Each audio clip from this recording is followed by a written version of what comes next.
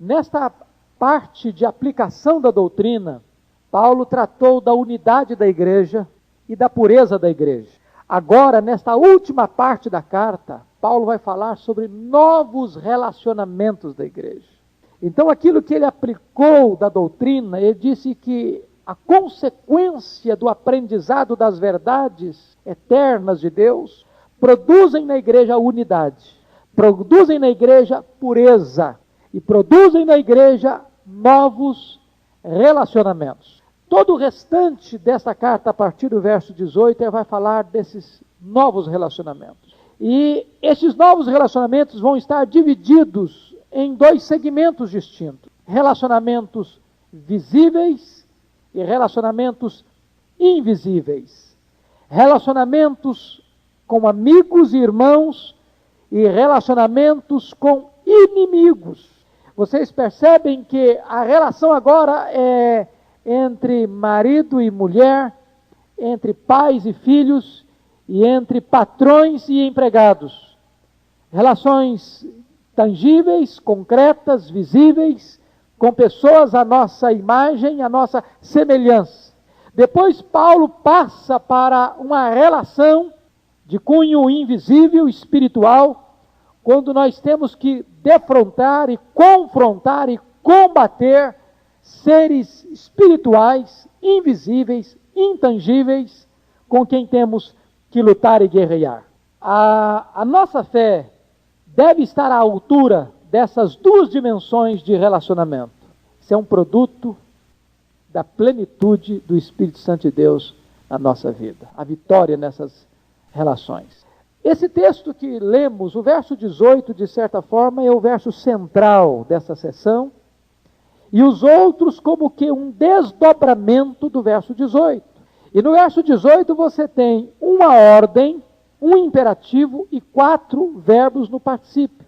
Então, enchei-vos, está no imperativo, e 4 no particípio, falando, louvando, dando graças e submetendo.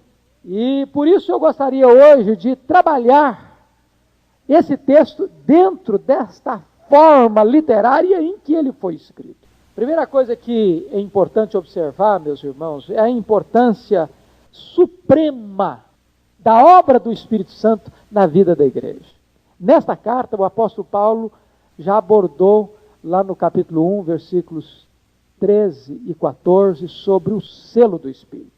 Que quando você creu em Jesus, você foi selado, você foi marcado, você foi carimbado, você foi distinguido como propriedade exclusiva de Deus, como membro da família de Deus, como alguém que Deus já deu o seu penhor, a sua entrada, e o compromisso de que Ele vai resgatar essa propriedade finalmente, no momento da volta do Senhor Jesus Cristo. Quando então nós receberemos um corpo glorificado. E este selo é o selo até o dia da redenção, e essa redenção aqui está falando no dia da glorificação. No capítulo 4, verso 30, Paulo agora traz uma outra recomendação em relação ao Espírito Santo, dizendo que nós não devemos entristecer o Espírito Santo da promessa, no qual fostes selados para o dia da redenção. Aí está falando agora de um relacionamento com o Espírito Santo. O Espírito Santo é uma pessoa e uma pessoa divina, que se relaciona conosco, Ele está em nós, Ele habita em nós, Ele intercede por nós. E agora o apóstolo Paulo dá uma terceira orientação em relação ao Espírito Santo, dando uma ordem agora: enchei-vos do Espírito. Na verdade é impossível exagerar a importância, o valor da obra, do ministério do Espírito Santo na vida do crente. É Ele quem nos convence do pecado, é Ele quem opera em nós o novo nascimento, é Ele quem nos santifica, é Ele quem nos habilita com dons para fazer a obra de Deus, é Ele quem produz em nós o fruto do Espírito, é Ele quem está trabalhando em nós e desenvolvendo em nós a imagem de Cristo, essa transformação progressiva à imagem de Cristo. É Ele quem habita em nós e intercede por nós. É Ele quem testifica com o nosso espírito que somos filhos de Deus. Mas agora Paulo traz uma ordem muito importante: enchei-vos do Espírito. Por quê? Porque é possível você ser regenerado pelo Espírito, habitado pelo Espírito, selado pelo Espírito, mas, a despeito de tudo isso, não estar cheio do Espírito. Nem todo salvo está cheio do Espírito. Todo salvo tem o Espírito, mas nem todo salvo está cheio do Espírito. E daí esta ordem do apóstolo Paulo: enchei-vos do Espírito Santo. Não vos embriagueis com vinho no qual há dissolução, mas enchei-vos do Espírito Santo. E nós queremos aqui parar para perceber que existem duas ordens, uma negativa e a outra positiva. A primeira ordem é negativa: não vos embriagueis com o vinho, no qual há dissolução. E por que o Espírito Santo, que inspirou o apóstolo Paulo, escolheu esta comparação por contraste, ou melhor, esse contraste aqui, para ligar a embriaguez no ponto negativo, para enfatizar o aspecto positivo da plenitude do Espírito Santo? Eu queria pensar com vocês um pouquinho sobre esta aparente semelhança e profundo contraste entre embriaguez e plenitude. Vocês se lembram que quando a igreja, aqueles 120 discípulos foram cheios do Espírito Santo, quando o Espírito Santo foi derramado, no Pentecoste, o Espírito Santo desceu como um vento impetuoso e pousou com línguas como de fogo sobre cada um deles, e eles ficaram cheios do Espírito Santo e começaram a falar em outras línguas as grandezas de Deus. E quando a multidão se ajuntou ao redor daquele local, diz a Bíblia que alguns ficaram céticos, outros começaram a olhar aquele evento com um certo descaso, com um certo preconceito, dizendo: não são galileus. Mas diz a Bíblia que outros escarneceram, dizendo: estão bêbados, estão embriagados, quando eles estavam cheios do Espírito Santo. O que é que tem de semelhança entre um bêbado e uma pessoa cheia do Espírito Santo? E o que é que tem de contraste entre uma pessoa cheia do Espírito Santo e uma pessoa bêbada? Em primeiro lugar, vamos olhar a semelhança superficial. Vamos procurar entender primeiro o que significa ser cheio do Espírito Santo. Porque às vezes a palavra ser cheio do Espírito Santo leva a pessoa a ter uma noção equivocada do significado do enchimento, dando a impressão que o Espírito Santo é um líquido e nós somos um vasilhame. Não passa às vezes essa ideia de que então vai se tornando mais líquido? Hoje a pessoa está com uma quantidade menor de líquido, daqui a pouquinho o copo está pela metade, daqui a pouquinho o copo está quase cheio, daqui a pouquinho o copo está transbordando. A gente pode imaginar o Espírito Santo dessa forma, quando não é isso.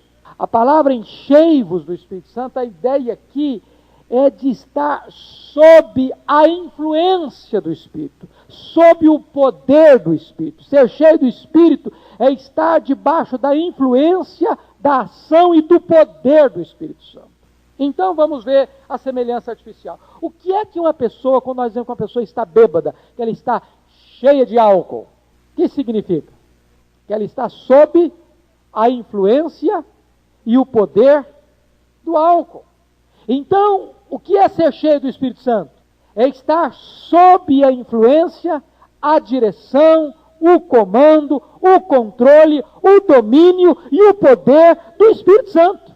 Em ambas as proposições há uma mudança de comportamento. A personalidade de uma pessoa bêbada muda. Ela se desinibe, ela não se importa com o que os outros pensam dela, ela se abandona aos efeitos da bebida. E o crente cheio do Espírito Santo, quando ele está cheio do Espírito Santo, ele se entrega por completo ao domínio, ao controle do Espírito Santo, e a sua vida também fica livre e desinibida para fazer a obra de Deus e para viver uma vida digna de Deus. Agora, obviamente, Paulo usou esta figura da embriaguez em contraste com a plenitude do Espírito Santo, para nos mostrar que se há uma semelhança superficial, há um contraste profundo. Por quê? Porque a primeira coisa que acontece com a pessoa embriagada é que ela perde o controle de si mesma, não é verdade? Ela perde o controle de si mesma.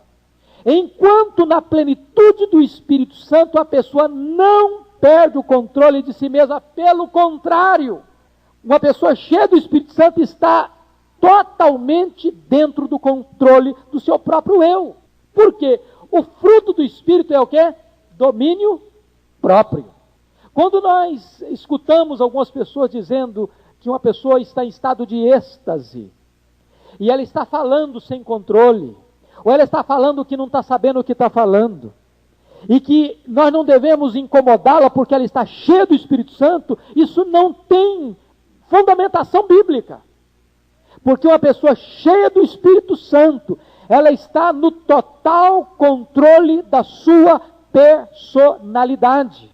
O espírito do profeta, diz Paulo, está sujeito ao seu próprio espírito, ou seja, aquele que o profeta está sujeito ao seu próprio espírito, ou seja, ele não fala em estado de êxtase, ele não está fora do controle da sua própria personalidade. Outra coisa, não sei quantos já leram o comentário do médico e pastor Mark Lloyd Jones. Ele era pastor e médico da família real, e ele comentando esse texto, diz o seguinte, que o vinho e o álcool, farmacologicamente falando, não é um estimulante, pelo contrário, é um depressivo. Diz ele que o álcool sempre está classificado na farmacologia entre os depressivos e não entre os estimulantes. O álcool, conforme o Dr. Macmillan, é um ladrão e um assaltante de milhões de cérebros, responsável, por exemplo, por cerca de 50% dos acidentes automobilísticos. Ele tira a pessoa do seu controle, do seu domínio próprio. A embriaguez deprime o cérebro, tirando o homem do seu autocontrole, tira a sua sabedoria, o seu entendimento, o seu julgamento, o seu equilíbrio e o poder para avaliar. Ou seja, o álcool impede a pessoa de agir de maneira sensata. Agora, ao contraste profundo, quando uma pessoa está cheia do Espírito Santo, longe de estar num processo depressivo, o Dr. Mark Lloyd Jones coloca até que nós não podemos classificar o Espírito Santo dentro de uma obra de farmacologia. Não é verdade? Ele não é um produto químico que você possa classificá-lo dentro de uma obra de farmacologia. Mas se pudéssemos fazer, nós colocaríamos que o Espírito Santo, ele não é um depressivo, ele é um estimulante. Uma pessoa cheia do Espírito Santo, ela é revitalizada com vida, com força, com entusiasmo, com poder, com equilíbrio, com sabedoria, com discernimento, com sensatez. Absolutamente o contrário do que é o efeito do álcool na vida de uma pessoa. Estimulando a razão, estimulando a vontade, estimulando a emoção. Uma vida cheia do Espírito Santo recebe este estímulo precioso, bendito do Espírito Santo de Deus. Depois que nós olhamos então uma semelhança superficial e um contraste profundo entre a plenitude do Espírito Santo e a embriaguez, é importante ressaltar agora o resultado absolutamente oposto entre a embriaguez e a plenitude do Espírito. Diz Paulo, não vos embriagueis com vinho, no qual há dissolução. O que é dissolução?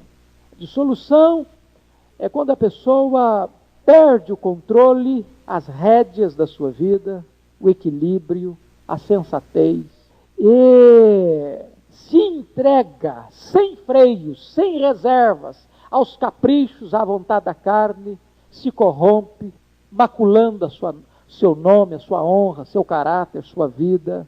E a pessoa se entrega a ações desenfreadas, dissolutas e descontroladas.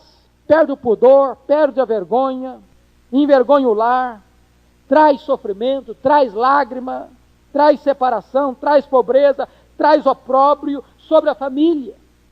E a pessoa vai buscar um alívio, ou uma resposta, ou uma liberdade fictícia, falsa, no fundo de uma garrafa, e encontra na bebida, na embriaguez, um falso estimulante, uma falsa liberdade, uma falsa resposta, E a pessoa vai encontrar, portanto, um substituto barato, falso e maldito e artificial para a verdadeira alegria. A embriaguez leva à ruína.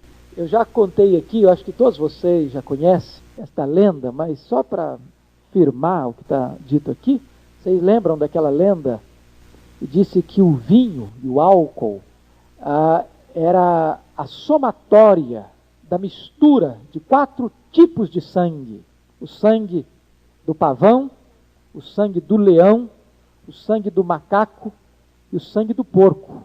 E essa lenda diz que o homem, quando começa a beber, tem a sensação do pavão, que ele é o mais bonito, que ele é o mais falante, que ele é o mais extrovertido, que ele é o mais inteligente, e ele começa a se pavonear no meio das pessoas.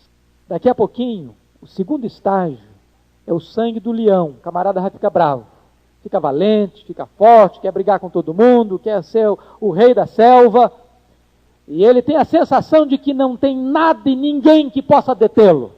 Terceiro estágio, ele começa a macaquear, começa a ser motivo de gracejos, de chacotas, de brincadeiras jocosas, transforma-se num macaco, para finalmente se corromper e ir para a lama, para o chiqueiro, como um porco.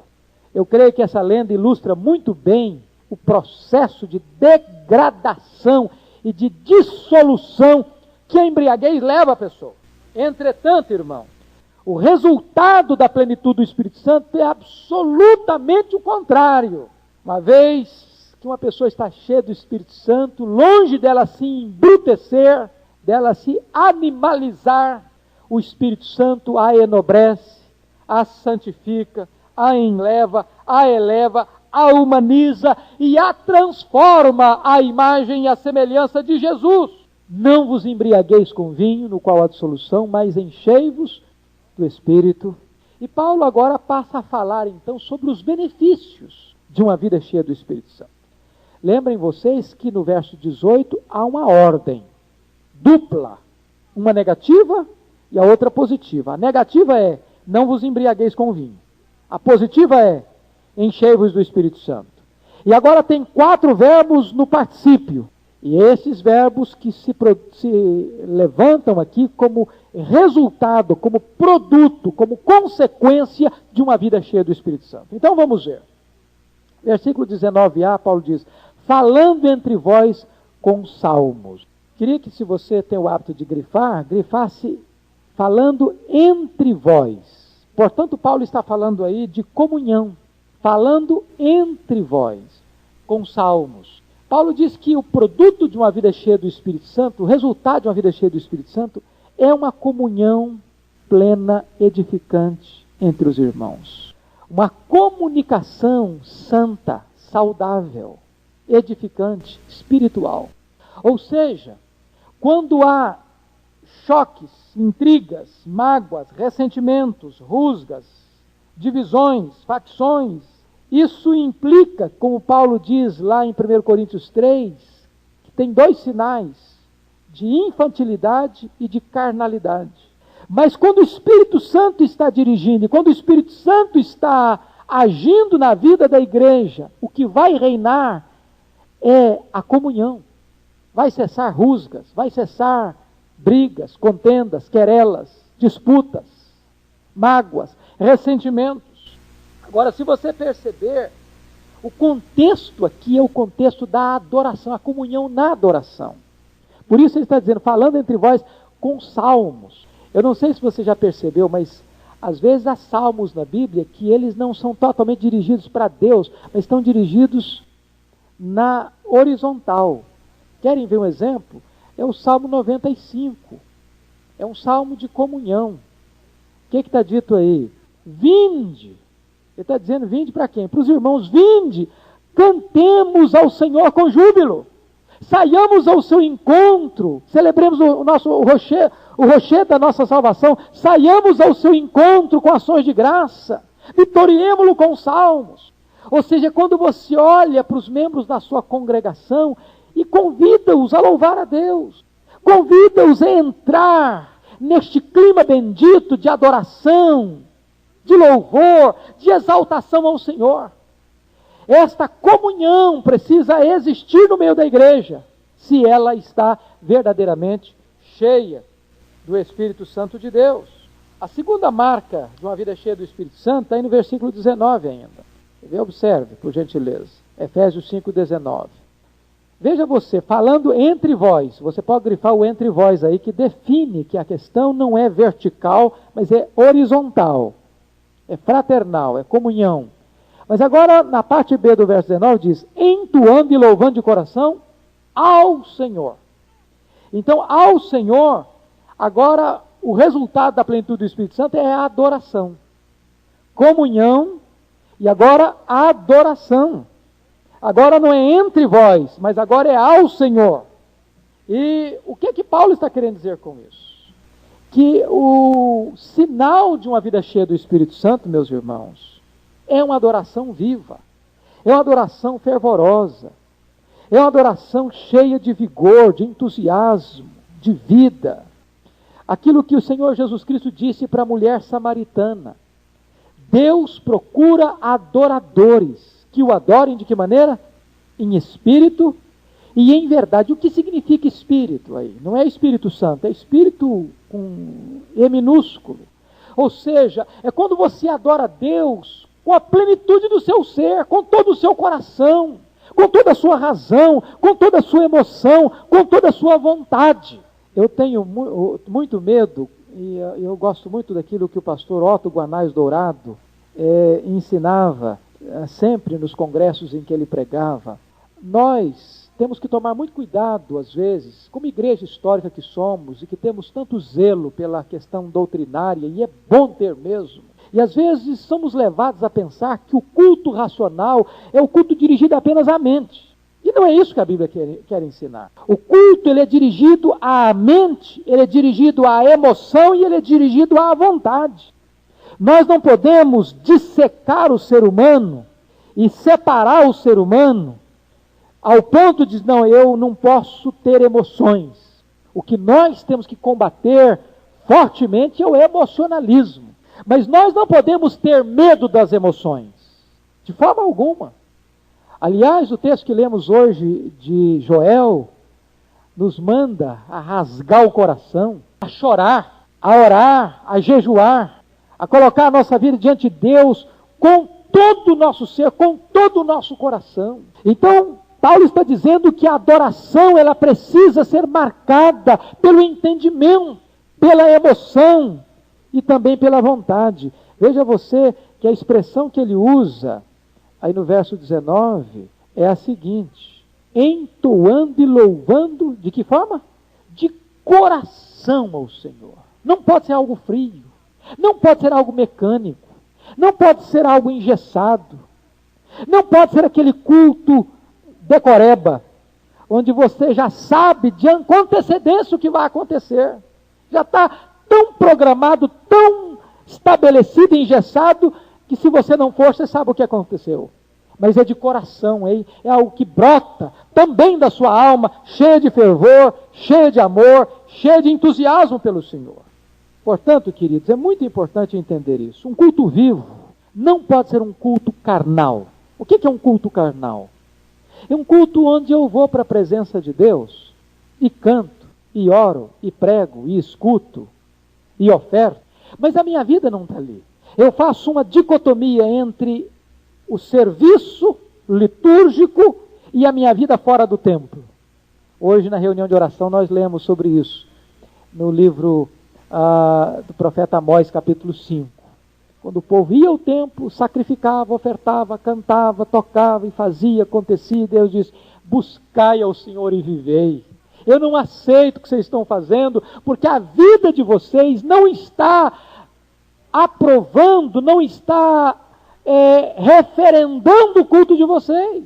Um culto vivo não é barulho, misticismo, nem emocionalismo, onde a pessoa acha que, soltando as rédeas das emoções, sem entendimento, esse culto vai agradar a Deus. Não é experiencialismo, nem um culto místico, onde as pessoas estão buscando alguma coisa diferente, nova, para se agarrar, mas é um culto em espírito e em verdade. O que significa ser um culto em verdade? Tem que ser um culto bíblico. Todo culto que não é bíblico é anátema, é rejeitado pelo Senhor. E a Bíblia diz que a plenitude do Espírito Santo nos leva a uma adoração genuína, de coração ao Senhor.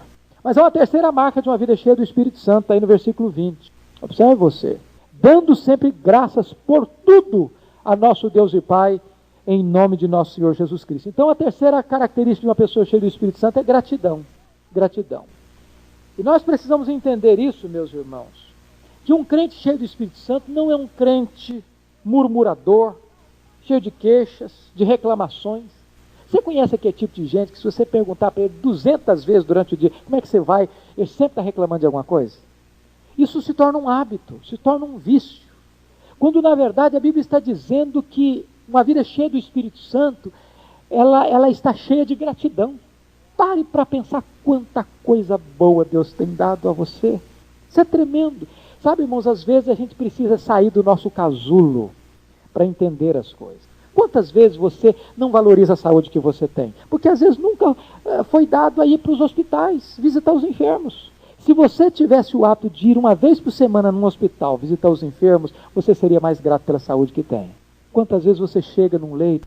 Diz que a marca do crente cheio do Espírito Santo é a gratidão. Nós temos que olhar para a vida com agradecimento, com gratidão ao Senhor. Agora, nós temos que tomar cuidado, porque esse texto é muito mal interpretado nos dias de hoje. Paulo diz o seguinte: dando sempre graças por tudo.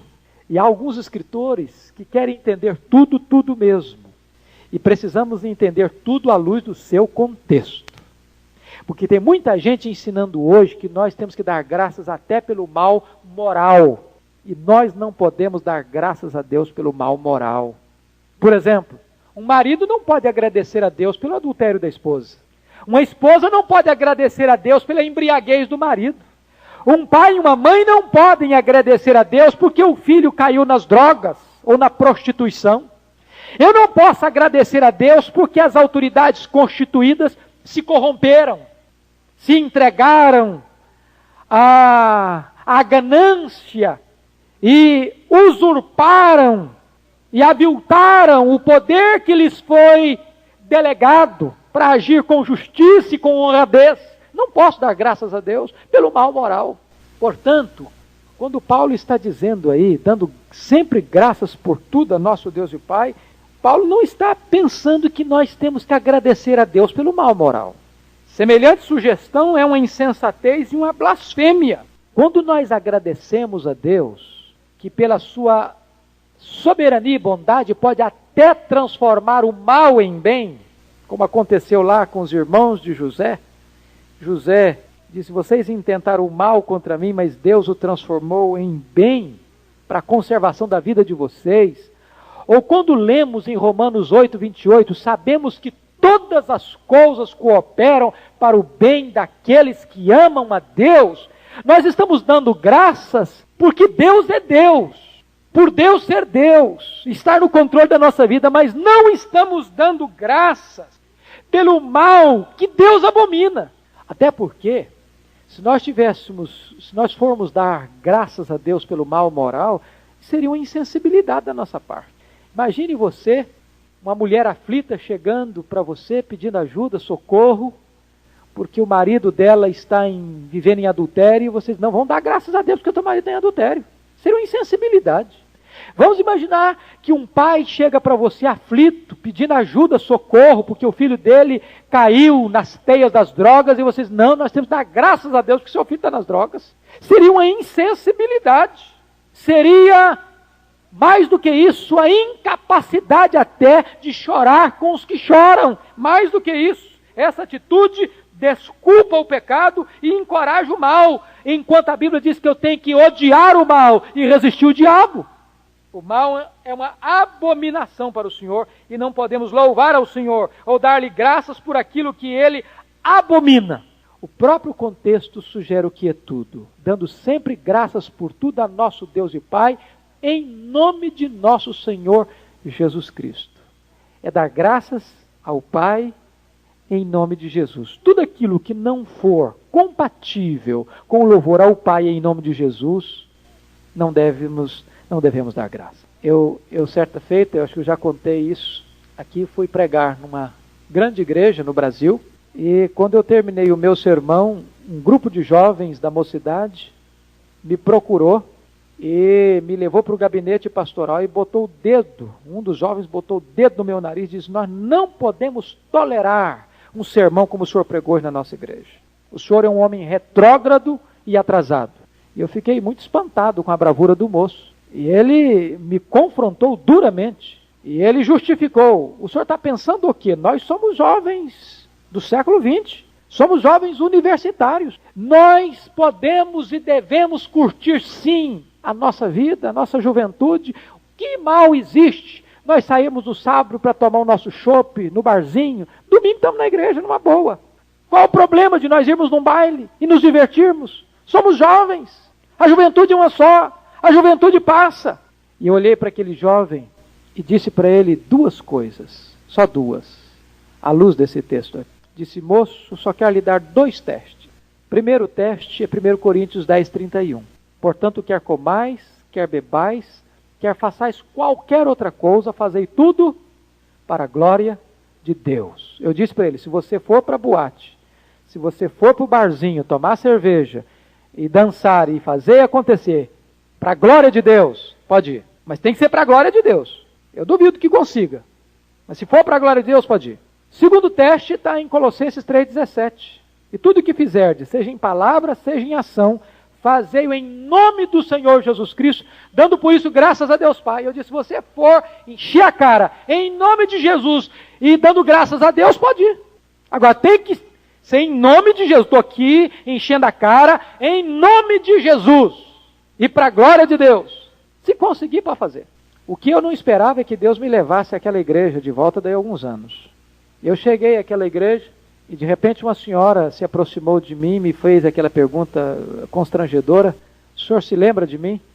E eu tentei de todo jeito me lembrar da mulher e não conseguia de jeito nenhum. Eu disse: não, a senhora me perdoe, mas eu não consigo me lembrar da senhora. E ela me diz: eu sou mãe daquele moço que botou o dedo no nariz do senhor. Eu disse: e o que aconteceu com ele? Ela disse: pastor, Deus mudou a vida do meu filho naquele dia. Meu filho é um homem de Deus hoje. Meu filho é um homem santo. Deus transformou a vida dele a partir daquela conversa. Dando sempre graças ao nosso Deus e Pai. Tem que ser, dar graças por aquilo que é compatível com o caráter de Deus, não pelo mal moral. A última marca de uma pessoa cheia do Espírito Santo está aí no versículo 21. E esse versículo é um versículo extremamente importante porque ele é a dobradiça entre o que Paulo falou até agora e o que Paulo vai falar sobre família. Sujeitando-vos uns aos outros no temor de Cristo. Uma pessoa cheia do Espírito Santo não é uma pessoa altiva, arrogante, soberba. Pelo contrário, se você perceber uma pessoa arrogante, altiva e soberba, ela está demonstrando que falta a ela a plenitude do Espírito Santo. Porque a marca da plenitude é a capacidade de nos submetermos uns aos outros, no temor de Cristo. Agora, eu queria que você percebesse que a submissão que Paulo vai trabalhar a partir daí, por isso que eu disse para vocês que o verso 21 é uma dobradiça aí, que liga a essa submissão à submissão da esposa, dos filhos e dos empregados. Antes de Paulo falar que a esposa, que os filhos e que os empregados devem ter sujeição, Paulo diz que nós, todos, devemos ser submissos uns aos outros. Daí, temos que entender que a submissão que Paulo recomenda às esposas, às crianças, ou aos filhos e aos servos, não é uma palavra sinônimo de inferioridade. Igualdade de valor não é identidade de papel. E então há duas perguntas aqui que precisam ser feitas. Quando fala sujeitai-vos uns aos outros, ou submetei-vos uns aos outros, esta autoridade vem de onde? De onde vem essa autoridade? E a segunda pergunta que é preciso entender para entrar depois, na quarta-feira que vem, com a graça de Deus, no texto sobre família, é como essa autoridade deve ser exercida. A primeira pergunta é: de onde vem essa autoridade? Essa autoridade vem de Deus. Por trás do marido, por trás do pai e da mãe, por trás do patrão, devemos discernir o próprio Senhor que lhes deu a autoridade que tem. Portanto, se querem submeter a Cristo, submetam-se a eles. Agora, é importante entender, a autoridade do marido, dos pais e dos patrões não é uma autoridade absoluta. E nem a obediência das esposas, dos filhos e dos empregados deve ser uma obediência incondicional. Por quê? Porque toda autoridade humana é constituída por Deus, é legítima. Mas toda autoridade humana instituída por Deus precisa reconhecer a autoridade de Deus sobre elas e que a autoridade que elas exercem foi delegada por Deus. No momento em que esta autoridade, seja marido, seja pais, seja patrão, exorbita no exercício da sua autoridade, suplantando a autoridade de Deus, ao ponto de, para a esposa, para os filhos e para os empregados terem que obedecer ao marido, aos pais e ao patrão, tiver que desobedecer à autoridade de Deus, a esposa, os filhos, os empregados precisam desobedecer essa autoridade para obedecerem a Deus. Aí entra aquilo que Pedro disse para o Sinédrio em Jerusalém: antes importa obedecer a Deus que aos homens. A segunda coisa que precisamos deixar claro nesse versículo é como essa autoridade deve ser exercida. Nunca deve ser exercida de modo egoísta, mas sim em prol dos outros, para cujo benefício foi outorgada. Quando Paulo descreve os deveres dos maridos, dos pais e dos patrões, em nenhum desses casos é a autoridade que os manda exercer. Pelo contrário, explícita ou implicitamente, adverte-os contra o uso impróprio da autoridade e proíbe-os de explorar a sua posição e os conclama, ao invés disso, lembrar-lhes das suas responsabilidades e dos direitos da outra parte. O que significa isso? Quando Deus fala para os maridos, Deus não reforça para os maridos: vocês têm a força, vocês têm o poder, vocês têm a autoridade. Quando fala para os pais: vocês têm a força, vocês têm o poder, vocês têm a autoridade, ou idem para os patrões. Não, a palavra que Deus dá para estes que estão ocupando a liderança é o contrário. Lembra-lhes o direito que o outro, que é submisso, tem. Maridos, amai vossas mulheres, como Cristo amou a igreja, e a si mesmo se entregou por ela, para que a santificasse, para que a apresentasse ao Senhor como uma noiva imaculada, sem ruga e nem defeito. Que quem ama a sua esposa, a si mesmo se ama. Ninguém jamais odiou a sua própria carne, antes se alimenta e dela cuida.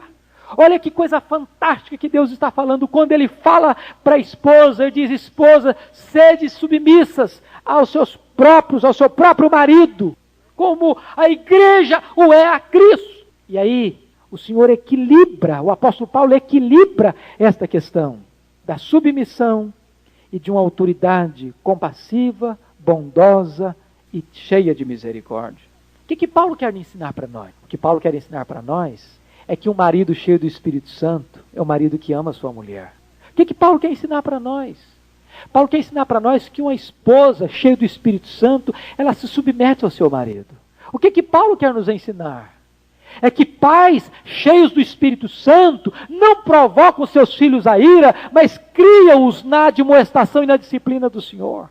O que Paulo quer ensinar para nós? É que filhos cheios do Espírito Santo obedecem aos seus pais no temor do Senhor.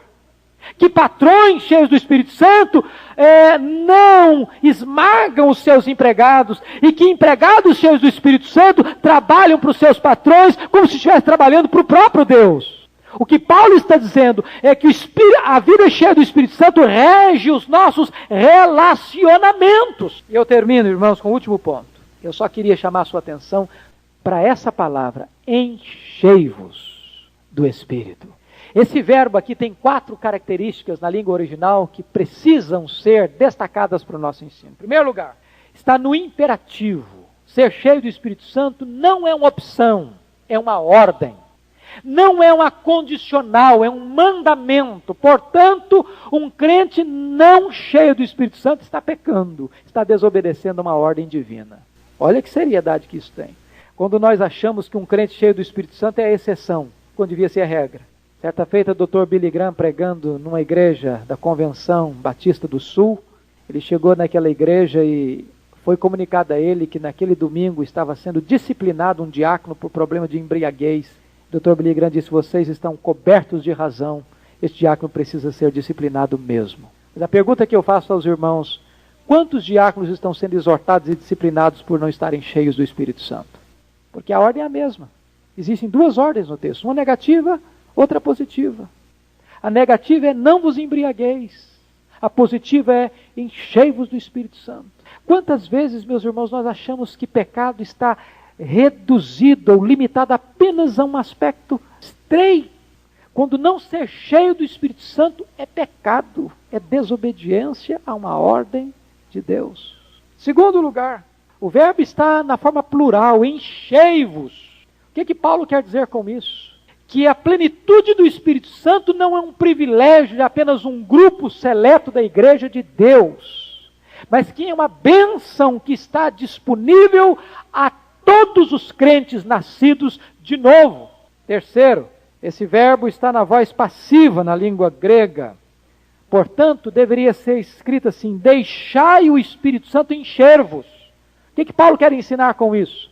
É que nenhum de nós tem o poder de encher-se a si mesmo do Espírito Santo. De vez em quando você vê isso na televisão, alguns teleevangelistas fazendo algumas coisas estranhas. Vem aqui à frente, eu vou orar por você para você ser cheio do Espírito Santo. Ou como se aquele evangelista, aquele pregador, tivesse a capacidade de conceder esta dádiva, esta bênção da plenitude do Espírito Santo a alguém. Nenhum ser humano tem essa competência. Nenhum. Eu não me encho a mim mesmo do Espírito Santo. Nem tenho a capacidade de encher nenhuma pessoa do Espírito Santo. É o Espírito Santo mesmo que nos enche. E o que Paulo está dizendo é que nós temos que estar preparados para que Ele nos encha. Eu gosto muito daquilo que o pastor Antônio Elias disse, quando ele estava pregando certa feita, e uma pessoa chegou para ele e disse: pastor, eu não sei o que acontece comigo, que eu não consigo ser cheio do Espírito Santo. Aí o pastor Antônio Elias disse: meu filho, não consegue porque o vaso já está cheio de outra coisa, meu filho. Talvez está cheio de pecado, está cheio de impureza, está cheio de não sei mais o quê. Há uma lei na física que diz que dois corpos não ocupam o mesmo espaço, ao mesmo tempo. Você sempre vai estar cheio de alguma coisa. A pergunta é: estamos nós cheios do Espírito Santo? Finalmente, na língua grega, este verbo está no tempo presente, contínuo. No grego há dois tipos de imperativo. O imperativo aoristo, ou passado, e o imperativo presente. O aoristo descreve uma ação única. Por exemplo, lá em João 2,7, Jesus diz: enchei d'água as talhas. Está no aoristo. Ou seja, encho essas talhas agora é para nunca mais encher. Vai ser só essa vez e nunca mais vai se repetir esse ato de encher as talhas. Mas aqui, Paulo diz: enchei-vos do Espírito, é um presente contínuo. Enchei-vos do Espírito Santo agora, amanhã, depois de amanhã, a semana que vem, o mês que vem. Ou seja, a plenitude do Espírito Santo que você recebe hoje não serve para amanhã. Amanhã você tem que ser cheio do Espírito Santo outra vez. A semana que vem de novo. E eu vou perguntar, você não precisa me responder: quantas vezes você já se sentiu cheio do Espírito Santo? Quem sabe hoje você se sente não cheio do Espírito Santo? Quantas vezes você já teve uma vida com Deus muito mais íntima do que já teve ou está tendo agora? As vitórias do ontem não servem para hoje. A plenitude de ontem não serve para hoje. Você precisa ser cheio do Espírito Santo hoje, amanhã, continuamente. Queria terminar perguntando para você, meu irmão, minha irmã: você está cheio do Espírito Santo? Como é que tem sido a sua comunhão com os remidos do Senhor? Como é que tem sido a sua adoração a Deus? Como é que tem sido a questão da gratidão no seu coração? Como é que tem sido essa capacidade de você se submeter ao seu irmão no temor de Cristo? Você é humilde? Jesus é tremendo nesse sentido, não é verdade? Ele como Senhor e Mestre, ele cingiu-se de uma toalha, de um avental e lavou os pés dos discípulos e voltou e disse: vós me chamais o Senhor e Mestre e fazeis bem porque eu sou, mas eu lavei os vossos pés, deveis fazer o mesmo. Eu não vim para ser servido, mas para servir. Tende em vós o mesmo sentimento que houve em Cristo. O que é ser cheio do Espírito?